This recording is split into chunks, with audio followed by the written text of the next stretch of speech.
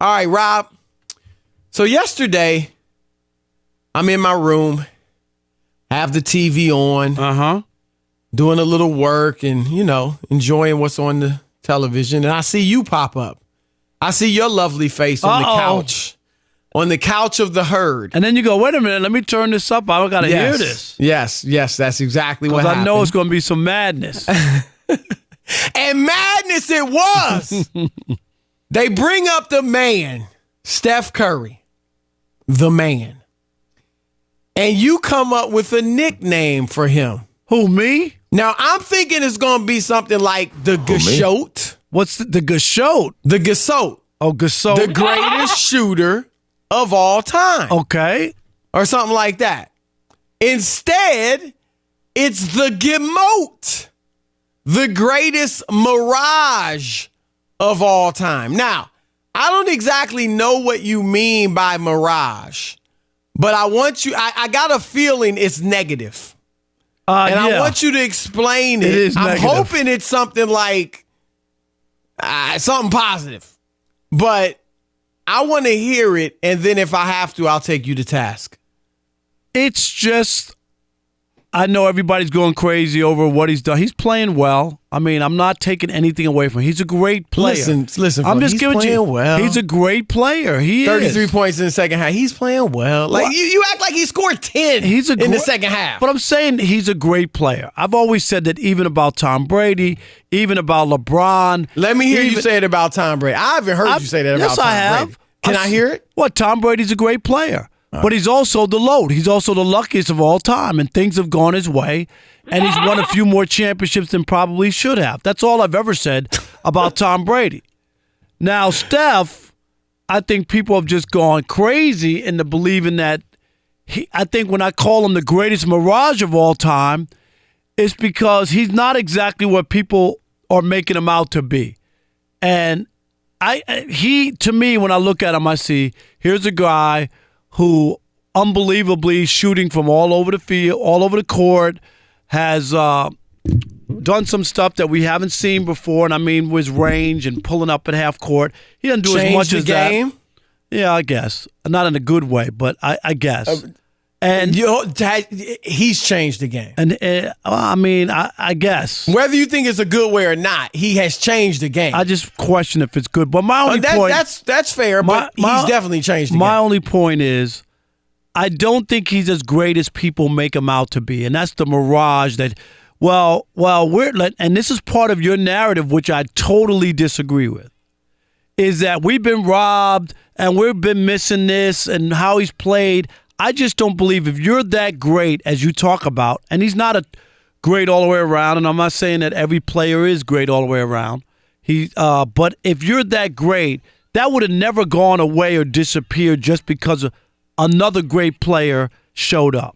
That's the part where I disagree with you. If you're that great and you're that guy, just because KD shows up doesn't mean I got to be a turtle and put my head in the shell and totally disappear. I disagree with that take on, now we get to see him again, and boy, we were robbed these last couple of years and this and that, and if you're that great, you still had every chance, just like KD, to win the finals MVP. He had a couple of, even last year, he had the big game in the first couple of games of the finals, and everybody thought, well, Steph's finally going to win a finals MVP. You remember? It was talk like that, I think.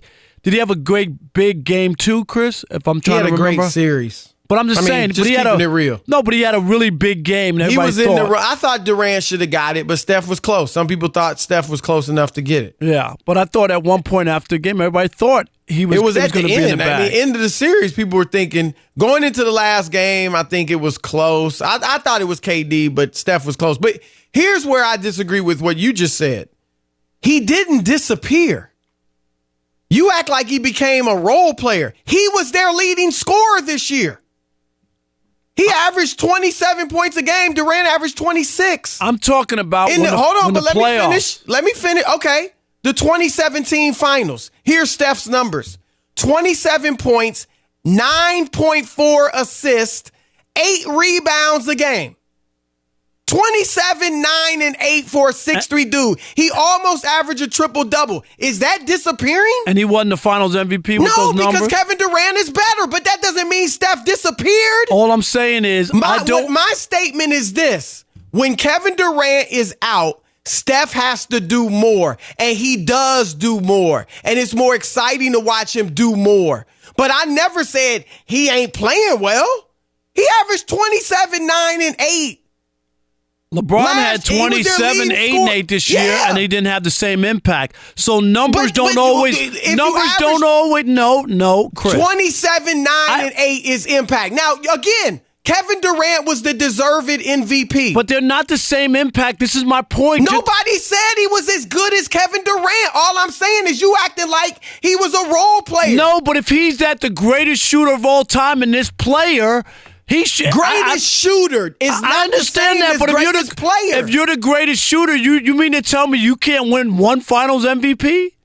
I'm serious about this. You are so hung up on the freaking finals MVP. Yes, I am. You know how many of Kareem Abdul-Jabbar's 6 championships he was the finals MVP? No, I know Michael Jordan was all 6 that he played in. I'm talking about Michael Jordan. I'm talking about Michael Jordan. Saying that Steph Curry's as good as Michael Jordan? I'm talking about when you talk about somebody's the greatest this of all time, I'm expecting extraordinary and special things. And he hasn't given you extraordinary and special things as a shooter. He's the author of a 3-1 choke in the finals, the first time it's ever happened. So Kevin Durant was the author of it too. No, not in the finals. Not in the finals. That's the first time. Conference Finals. I'm talking about it that never happened in the NBA Finals ever in the league's history. He also, the one championship he led them to, Kyrie was hurt and Kevin Love was hurt. I'm just telling you. I mean, So if they don't win a championship, Michael Jordan's first championship, if they don't win a because championship, the Lakers had injuries. I'm just saying to you, if they don't win a championship this year. I mean, seriously, like we gonna critique every single finals. Yes, I am. Okay, so when you're one of the greatest of all time, I'm nitpicking. He's not the greatest player. I'm nitpicking. You don't understand the difference between shooter and player? I do understand. Then why are you bringing up player incidents rather than shooting incidents? Because I'm telling you, Nobody said he's the greatest player. He's the greatest shooter. If he was the greatest shooter, he'd have more finals MVP, and they wouldn't have lost the 3-1 lead. You know what? They wouldn't have lost the 3-1 lead if he was the greatest shooter of all time. They wouldn't have. Who's the best center of all time, Rob? I'm not talking. I'm talking about Steph Curry. Can you answer the question? I don't remember. Shaq. All right. Most people think Kareem Abdul-Jabbar was the greatest center of all time. If he was the greatest center of all time, he would have had more than 2 finals MVPs in his 6 championships. If he was the greatest center of all time, him and Magic Johnson. In fact, if Magic Johnson was the greatest point guard of all time, they wouldn't have got swept by the Philadelphia 76ers in 1983 in the finals. They wouldn't have lost in the first round in 1981 in the playoffs. I mean, come on, Rob. Seriously? Everybody's got these warts. Seriously. Everybody's got these warts. I'm just telling you. And if you were going to sit here and say he's not the greatest player, even if you were to come at me and disagree with my take that he's the greatest. Well, let me finish. If you were to disagree with my take that he's the greatest small player of all time, I could get with that. I vehemently disagree with that. That's fine. But to say he's not the greatest shooter, I don't think he's the greatest shooter. Kevin Durant, give me some facts. I'm telling you. Don't give me Kevin Durant's a better player. We know that. We're not saying Steph's the best player. We're saying he's the best shooter. No, but your point was, we were robbed. Now you're saying you weren't robbed. We were. So which one is it, Chris? Which one? If you were robbed, that means you didn't see what you were seeing now. You're the one. So you're saying he didn't change. He's still great, still putting up the numbers, but how were you robbed if he was playing the same way? I can't believe you don't. No, you said you were robbed. No, there are levels. How were you robbed? All right, I'm going to answer you. I'm asking you. And let me finish and stop interrupting me. If you ask me a question, let me answer it. There are levels of greatness. Levels. I know you understand that. Michael Jordan was great from the moment he stepped in the NBA. But 8 years later, he was greater. And Steph Curry has been great with Kevin Durant. This regular season, these playoffs, he's never averaged less than 25 points a game in the finals, I don't believe. So he's always been great, but when 2 weeks ago he was playing differently, and now that Kevin Durant's out, he has gone to a greater level, a higher level, and everyone can see it. Doesn't mean he wasn't great with Durant there, just means that now that Durant's not there, he's playing at a greater level. There are a lot of players that when your teammate leaves, you can't take it to another level. He did. I'll give you a prime example. Magic Johnson. That doesn't mean you were robbed, Christian. It does. No, it doesn't. What you were saying was fun to watch, more exciting what you were than saying what we were watching is that he wasn't that guy when Kevin Durant was on the court, and that's my point. He was. What? No, he wasn't. You Championship. just said it. You said you got robbed the last few years. What did you get robbed from? Rob G. I don't understand what I'm saying, Rob G? I don't. I don't get. Okay, we need a referee. Let me explain this. He said he got robbed. He was robbed. This in very elementary terms. Steph Curry, before Kevin Durant went there, was playing at a level we have hardly ever seen before. That's why he was the unanimous MVP. Whether he deserved to be the first one or not, he was the unanimous MVP. And when Kevin Durant came, not as much was needed from Steph, which is common sense. So he didn't do as much. But every time Kevin Durant has stepped off the floor because of injury, in fact, the last 20 games of his first season with Golden State, Steph takes it to back to that level in 2016, where he was the unanimous MVP. And he's done it again. So what I'm saying is I enjoy watching this 6'3" player shoot from 28 feet and take all these off-balance shots and hit half of them and do all the things he's doing that he did in 2016 and that he's done in these last two games. I enjoy watching that. I think fans enjoy watching that. He was still great before, with Durant there, but now he doesn't need to do as much, so he doesn't do as much. But Chris, that part doesn't make sense. You're saying he was great, but you were robbed. When were you robbed? Greater. You said he was already great. Yeah, he wasn't great. He took a back seat. You know why? Because Kevin Durant is so much better. He had to take a back seat. I don't. He's not that guy. I can't believe you don't understand what I'm saying. Magic Johnson. Let me do a Magic Johnson. Maybe this will clear it up. Magic Johnson's career high early in his career, 37 points at one, or 38 points. He did it because Kareem Abdul-Jabbar was out with an eye injury. Magic only averaged 19 for his career, so he scores 38 with Kareem out.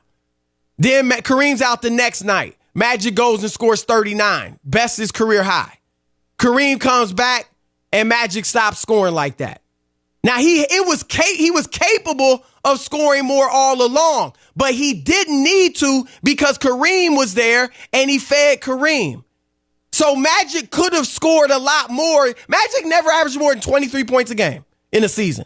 He could have averaged a lot more, but he didn't need to because he had Kareem and James Worthy and Byron Scott. And that's what I'm saying. We never got to see Magic early in his prime without Kareem. Maybe if he had done all these things, heck, the rookie game he had, 42, 15, and 7. So maybe we could say we were robbed because Magic could have done more. If he was so great, if Steph is that great, why in the world would you sign off on KD joining the team? You didn't need him.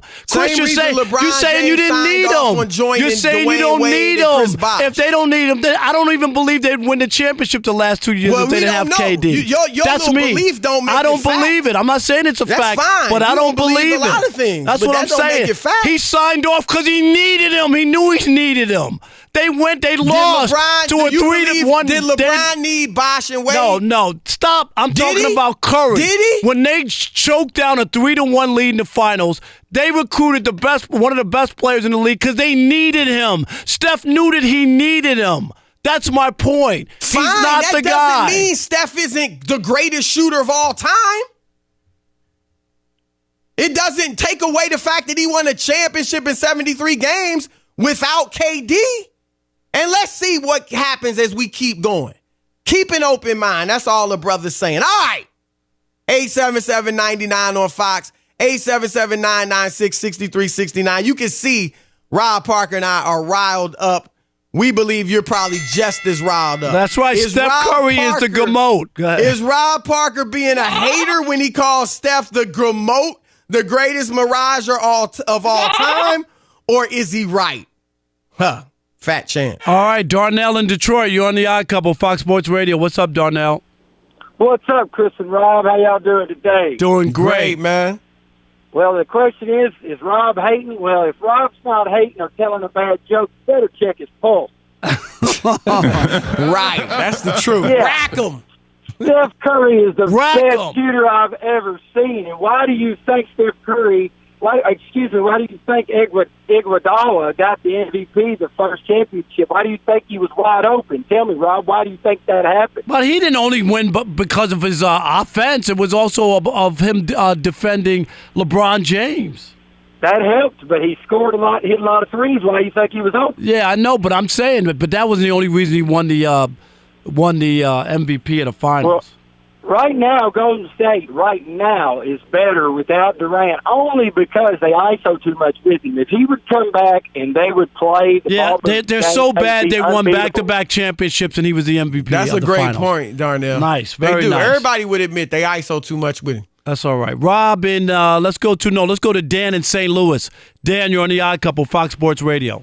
Hey, Rob, let me tell you something, man. Normally, I disagree with you. I think that you're the loudmouth that don't know anything. But Thank you. Hey, but you know what? Let me say this, Rod. I'm dealing with a Freaky Friday moment. Now, look at Chris, man. Hey, Chris, come on, man. Let me tell you something, man. If you KD, man, you don't apologize. Let me tell you this. Have you ever been to one of your friends' house, Chris? They're like, hey, man, come to my mom's house. My food is great. And when you go over there, it's nasty as hell. People don't know don't know nothing until somebody tells them something. You might think that you have the greatest thing in the world, and that's Steph Curry. What did you talk? What did you? Okay, go ahead. Get to your point. Let me tell you what I'm saying. Sound like the story from Rapper's Delight, man. Almost. You Chicken tastes like wood. Doggone right. Hey, Chris, let me tell you this. Real talk. Check it out. Look, Steph Curry was the best player until someone came over there and said, hey, wait a minute. Maybe I'm not the best player. When KD came to Golden State, they see them in practice and all that kind of stuff. I know Steph like, hey, you know what? Maybe I'm not the best player. No, I agree. I agree with that. Let's go to, all right, appreciate the call, Dan in St. Louis. What about Tony in D.C.? You're on the Odd Couple, Fox Sports Radio. What's up, Tony?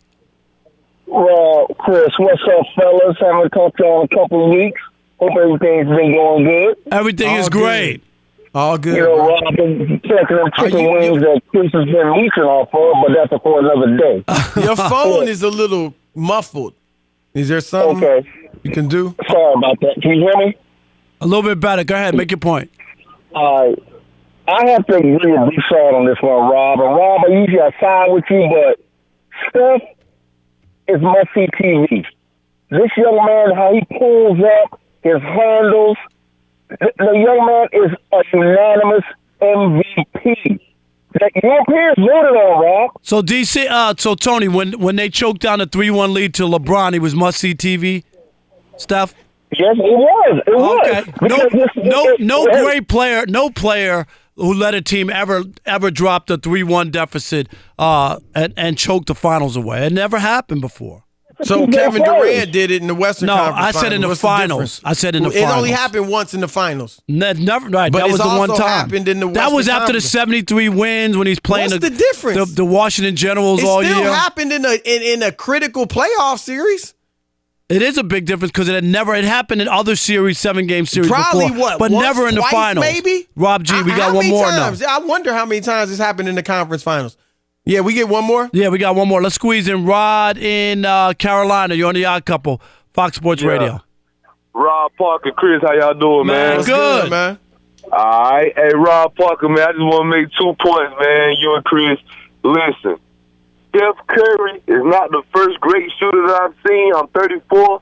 I think it was Reggie Miller in my lifetime, right? But Reggie Miller did not force the rest of the NBA to have to get a jump shot.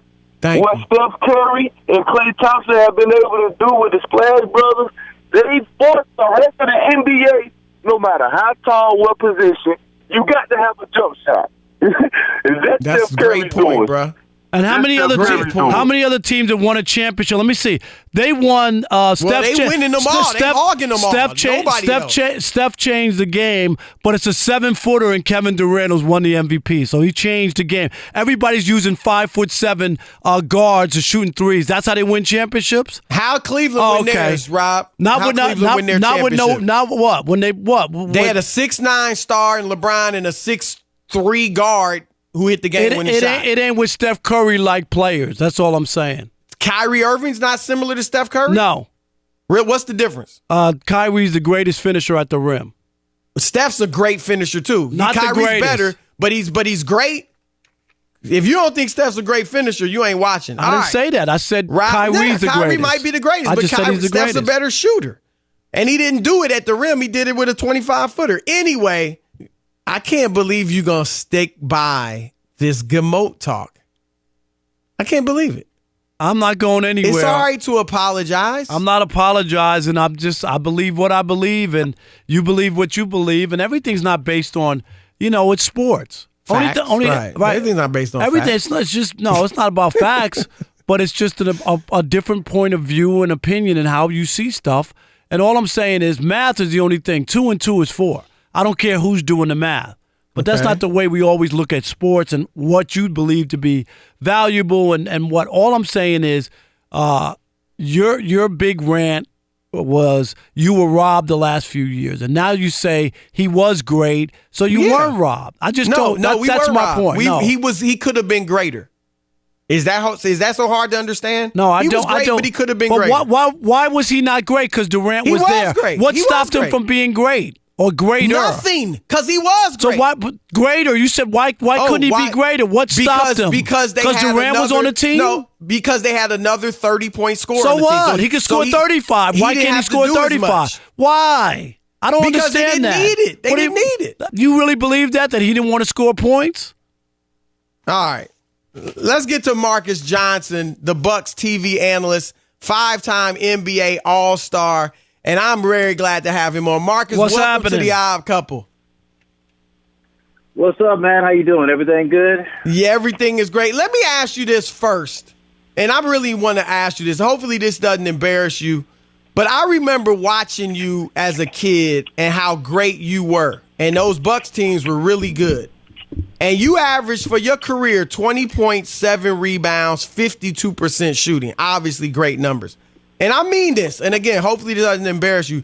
Do people, when they approach you, do you feel like people understand how great you were as a player? Oh, Chris, it's funny you say that. There was some video that was posted. I think Fox Sports Wisconsin posted a lot of stuff from my college days at UCLA, some highlights as a pro.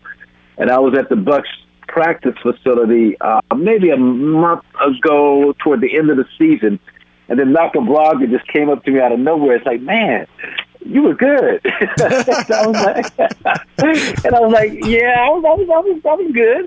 He's like, no, you were really, really good. I'm watching this video.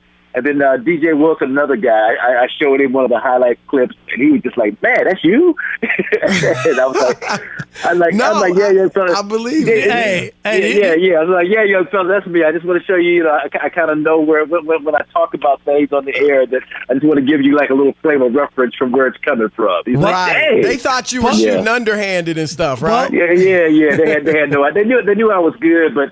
With the jersey retirement and all, until they actually, you know how it is. You see some video evidence, you don't really know just how good a person is till you see it on tape. So. Don't you remember one of the national teams where Lenny Wilkins was coaching and Shaq said, "Coach, you know a lot about basketball. Did you ever play?" Yeah, he said that to Lenny Wilkins, one of the 50 greatest players of all time.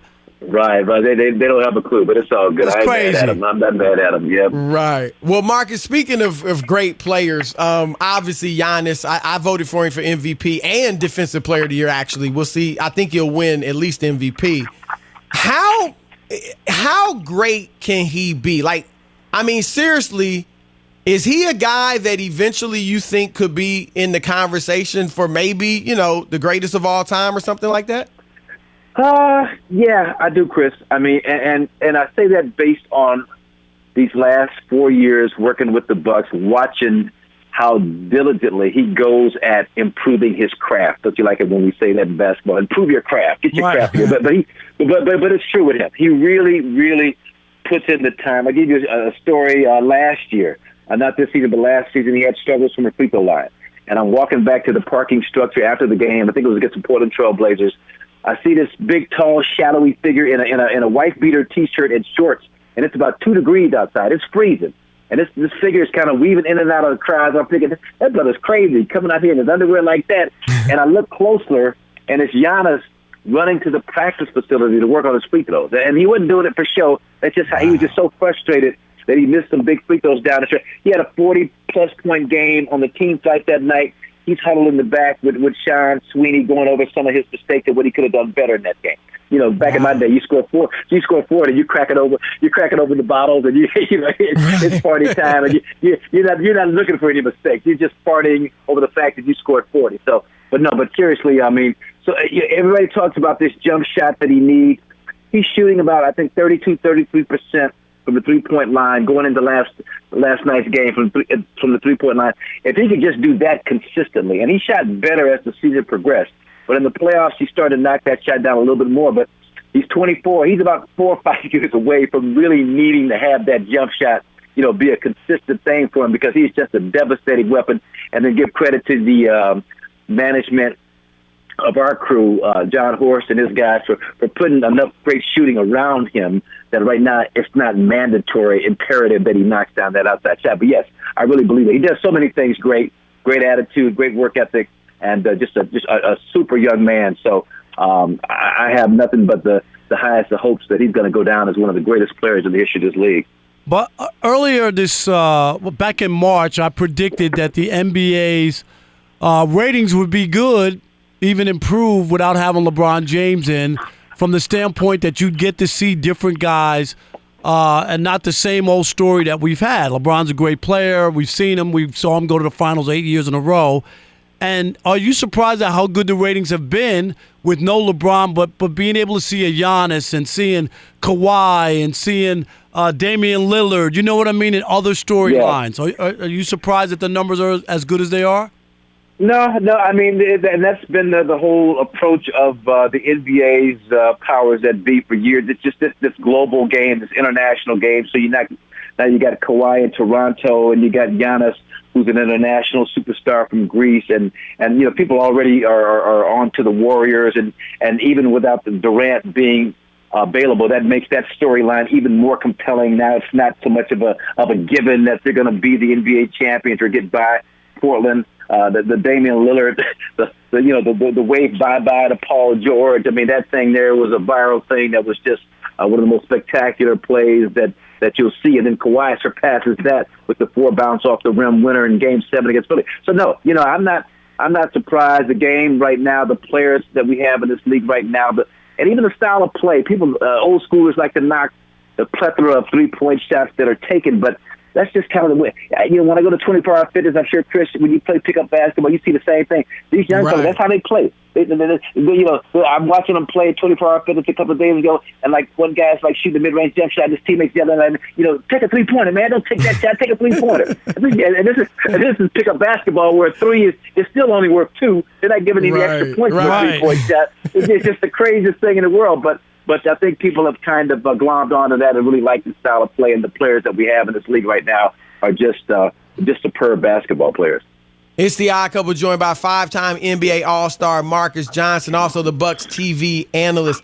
Before the playoffs began, and even at the beginning of the season, I picked Toronto to get to the finals. And then before this series began, I changed my pick to Milwaukee. And the reason I went with Toronto was because, I thought Milwaukee's lack of experience would be their undoing at some point. Why? I mean, we rarely have seen this, Marcus, where a team with this little bit amount of experience could be so good and have a chance to win it all. Why have they been able to overcome their lack of playoff experience? Well, a couple of things that have gone on. Coach Budenholzer and his staff, man, I can't say enough, guys, about how they have approached this season and the teaching and the camaraderie. If you look on our bench, we got guys who are not playing, Sterling Brown and some other guys, but they're cheering just as vociferously as if they were getting 25, 30 minutes a game. So this whole team thing has really helped them. I think also you bring in a guy like a Pau Gasol who's not going to be available, but who is spending a lot of time with Giannis and Chris Middleton and some of these younger guys, and kind of helping them to understand what it's going to take to get to that championship level. Nikola Mirotic was a great pickup for us in that Thon Maker trade, a veteran who hasn't been maybe on a championship level team, but still has that veteran experience. George Hill, he's been in the finals with Cleveland and with LeBron, so he knows and has shared his experience. So these kinds of pickups for us during the course of the season has really helped. And I'm with you, Chris. I thought that, I always believe in teams improving in terms of the playoffs by increments. And so the Pistons have to get through the Celtics first, and then the Bulls have to get through the Pistons first. But this team, after they got through I said if they can get by the Celtics, they've got a chance to do some really special things in terms of going all the way and maybe even shocking the world against the Warriors. And they got by the Celtics a lot easier than I thought they would. I thought it'd be a 6-7 game knockout, drag-out series, but they figured it out after game one. And that's the other thing about this team and coaching staff. This coaching staff has prepared these guys mentally all season long. And most importantly, I'm not trying to filibuster, but most importantly, look at the minutes. I had our research guys dig up when was the last time a 60-win team had their two stars play as few minutes as Chris Middleton and Giannis Antetokounmpo, and all the other four teams ahead of the Bucks were either the Spurs or the Atlanta Hawks in terms of main guys playing fewer minutes. So this staff, the medical staff, has done a tremendous job of keeping the minutes to a minimum. Unlike last year, what we were doing last year, these guys were worn down come playoff time. Now, they are relatively fresh for the playoffs, and the coaching staff has prepared them mentally for this task at hand, and we're seeing it manifest itself out on the floor. I mean, last night we were 6 for 34 after 3 quarters from the 3-point line. They go 5 for 10 in that fourth quarter. Right. Their motto is let it fly. Let the MF fly. Let the Mickey Ficky fly. That's what they say. That's what they say before every game. And sometimes you watch it, and Charles Barkley and somebody will say, "Well, what the hell are they doing? Shoot all these threes." But this is how they are committed to playing, and they're going to live by it. They're going to die by it. And they won 60 games and became the best team in the league because of that team, and they're going to stick to it. So that's what it is. All right, those are the words of the great Marcus Johnson. Check out his website, Marcus, Marquess Johnson 8, MarcusJohnson8.com for all his upcoming speaking engagements, including a TED Talk coming up at UCLA this upcoming Saturday. Marcus, great talking with you, man. We appreciate it. All right, guys, anytime. Appreciate you. Thank you. Yep, see it.